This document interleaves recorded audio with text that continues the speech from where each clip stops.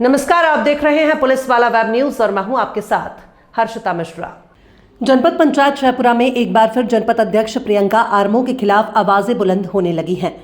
जनपद उपाध्यक्ष जितेंद्र चंदेल सहित 11 जनपद सदस्यों ने जनपद अध्यक्ष पर मनमाने का आरोप लगाते हुए आगामी 9 अप्रैल को प्रस्तावित सामान्य सभा की बैठक का बहिष्कार करने का ऐलान कर दिया है।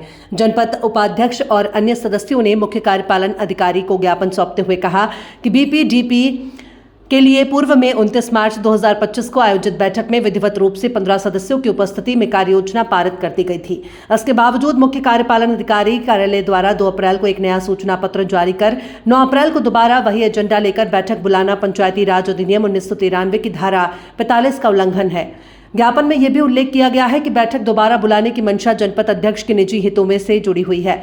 सदस्यों ने आरोप लगाया कि अध्यक्ष प्रियंका आर्मो पूर्व में भी पक्षपातपूर्ण रवैया अपनाते हुए सदस्यों के साथ अपमानजनक व्यवहार करती रही हैं। इससे पहले उनके खिलाफ अविश्वास प्रस्ताव भी लाया जा चुका है, जिसमें 17 में से 11 सदस्यों ने उनके खिलाफ मतदान किया था। जनपद उपाध्यक्ष जितेंद्र चंदेल ने कहा कि पूर्व बैठक में अनुमोदित एजेंडा को दोबारा चर्चा में लाना पूरी तरह से विधि विरुद्ध है और इसे किसी भी रूप में स्वीकार नहीं किया जाएगा। वहीं अन्य सदस्यों ने चेतावनी दी है कि यदि पूर्व में पारित कार्य योजना में किसी प्रकार का फेरबदल किया जाता है या उनकी मांगों की अनदेखी की जाती है तो वे न्यायालय की शरण लेने को मजबूर होंगे। यह पूरा घटनाक्रम पंचायत शाहपुरा में प्रशासनिक अनियमितताओं और आंतरिक मतभेदों को उजागर करता है। अब देखना यह होगा कि जिला प्रशासन इस स्थिति पर क्या रुख अपनाता है और मामले में किस तरह की कार्यवाही होती है।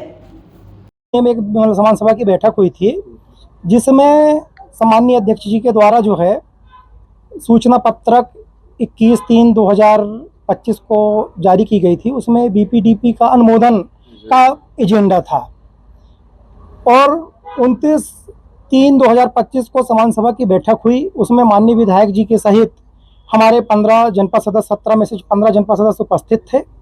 सभी की उपस्थिति में बहुमत के साथ जो है बीपीडीपी की कार्य योजना बनाई गई।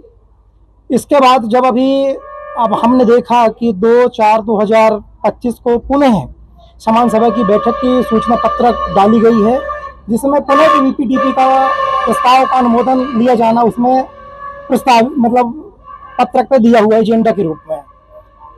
पंचायती राज अधिनियम ये कहती है, पंचायती राज अधिनियम की धारा 45 ये कहती है कि कोई भी विषय यदि समान सभा की बैठक पर सहमति द्वारा निपटा लिया गया हो तो उसको पुनः 6 महीने तक आप सदन के अंदर नहीं ला सकते, उसको एजेंडा आप जारी नहीं कर सकते। यदि कतिपय स्थिति पे ऐसा सुधार करना आवश्यक हो तब 3/4 बहुमत के ऐसे सदस्य जो सदन में मत देने का अधिकार रखते हैं, ऐसे 3/4 जब सदस्य लिख के देंगे उस स्थिति पे ही आप दोबारा ऐसे एजेंडा को आप जारी कर सकते हैं। लेकिन माननीय अध्यक्ष जी अपनी मनमर्जी कर रहे हैं।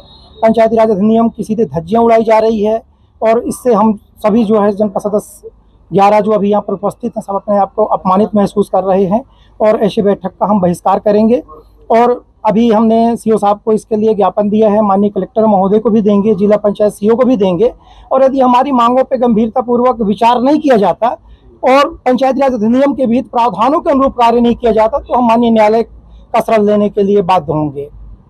हम सभी 11 सदस्य एकजुट हैं और एकजुट के साथ हम एक जो पंचायत अधिनियम जो कहता है उसके साथ चल रहे हैं और निश्चित ही 29 तारीख को सामान्य सभा की बैठक में सर्वसम्मति से प्रस्ताव लिया गया है कि जो बीपीडीपी कार्य योजना है, वार्षिक कार्य योजना 2025-26 उसका पूर्ण बहुमत के साथ और वह प्रस्ताव पास किया गया है। लेकिन अध्यक्ष के मनमाने रवैये के चलते उसी कार्य योजना के एजेंडे में डालते हुए पुनः अभी 10 दिन के अंदर फिर बैठक बुलाई है।